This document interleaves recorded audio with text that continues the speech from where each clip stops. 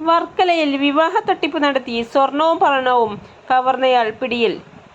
താന്നിമൂട് സ്വദേശിയായ 31 വയസ്സുള്ള Nitish ബാബുവിനെയാണ് Varkala police arrest ചെയ്തത്. ഒരേ സമയം 4 യുവതികളുടെ ഭർത്താവായി നടക്കവേ അഞ്ചാമതൊരു യുവതിയോടുള്ള ബന്ധം തുടങ്ങുന്നത് നാഗപ്പൂർ സ്വദേശിനിയായ 4ാം ഭാര്യ അറിഞ്ഞ് മുതലാണ് പ്രശ്നങ്ങൾക്ക് തുടക്കമായതും സംഭവം പുറംലോകം അറിയുന്നതും.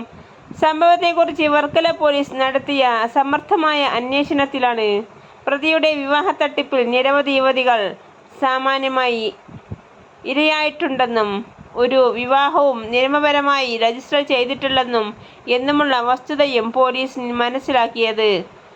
തുടർന്ന് പോലീസ് പ്രതിയുടെ വീട് വളഞ്ഞ് പ്രതിയെ കസ്റ്റഡിയിലെടുത്ത് അറസ്റ്റ് രേഖപ്പെടുത്തി. തട്ടിപ്പിന് ഇരയായ യുവതികൾ പോലീസ് സ്റ്റേഷനിലെത്തി പണവും സ്വർണവും നഷ്ടപ്പെട്ട വിവരം പോലീസിനെ അറിയിക്കുകയും ചെയ്തു.